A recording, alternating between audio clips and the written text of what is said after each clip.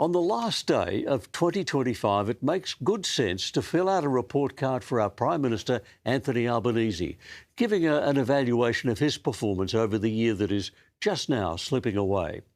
Well, Albanese would want to put at the top of his report card May 3rd.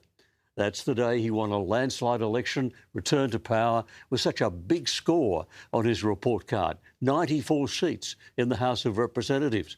He would think he was the big winner of 2025. So, why is it that Australia sees him as being, politically speaking, the big loser of the year? The reason is that everything else this year has been dwarfed by the most horrendous terrorist attack on Australian soil. Next to that, nothing else matters. And in responding to that attack, Anthony Albanese has dwindled. He has shrunk down into being a tiny, terrified moral midget. From the very first words he uttered after the slaughter of 15 Jewish Australians at Bondi, he has sounded not like a Prime Minister, but like a Minister for Defence. Mainly his own defence. He has been on the back foot, sounding defensive in every utterance since then. This is a time of support for the Jewish community, and I know that overwhelmingly that is what Australians are doing. We need to root out any evil that is anti-Semitism across the board.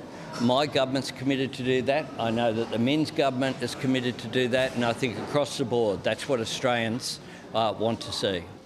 He talks like an inter-office Mimo, doesn't he? Not like a human being with real passions.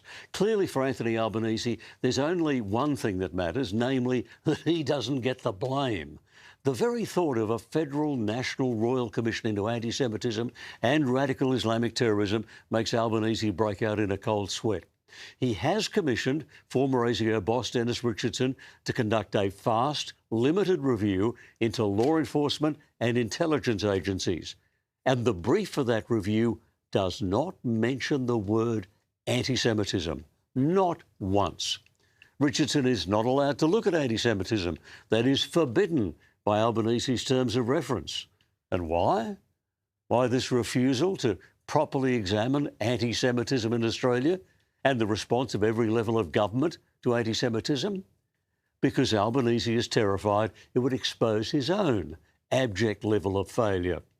As anti-Semitism paraded in our streets, charting out slogans of hate, how many times was our Prime Minister warned of the possibility of violence against Jews? That's what he wants to keep secret. And how often did he act on such warnings?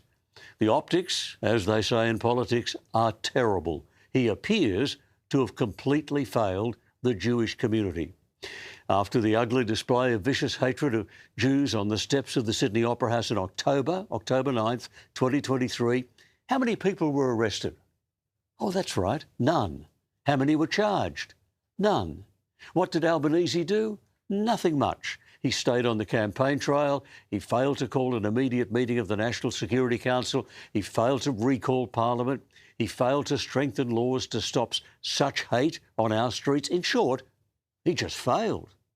And now that the worst terrorist attack in Australian history has happened, he is fighting tooth and nail to stop the depth of his failure being exposed by a federal national royal commission. There are those among us who have regarded Anthony Albanese as basically a weak, indecisive man for a fair while now, I suspect. Now, he looks weaker than ever. So, what does this mean for his report card? What does it mean for his place in the history books? What does it mean for his record as an Australian Prime Minister?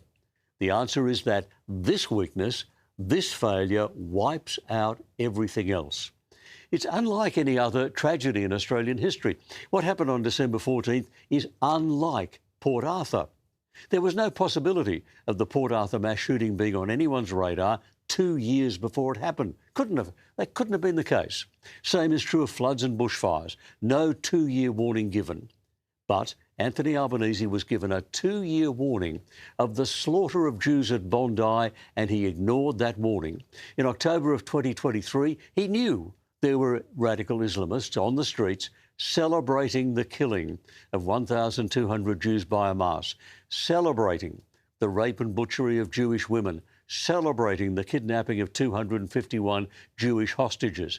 The ugly anti-Semitic violence of Hamas was celebrated on the streets of Australian cities 2 years before the terrorists opened fire on Jews at Bondi.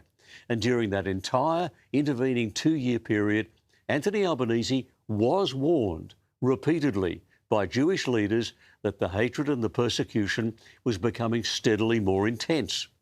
He was repeatedly warned that violence was inevitable. And these warnings weren't just in words, they were in vicious, hate-filled graffiti, in firebombings. The warning signs were there over and over and over again. And what did Albanese do? Well, apparently he did nothing. And that's what a federal National Royal Commission would expose. That's what this frightened, weak little man wants to hide from you. His entire reputation, his entire standing is now crumbling before our eyes. He's lost the goodwill of all decent Australians. He's lost the respect of all thinking Australians. He was the Prime Minister during an explosion in anti-Semitism that ended in 15 deaths. He now looks to the eyes of Australian voters not like a leader, but like a weak, bumbling bureaucrat who talks like an inter-office memo, who dodges and diverts and ducks and weaves and utters platitudes and can't be trusted. This is a moment for national unity.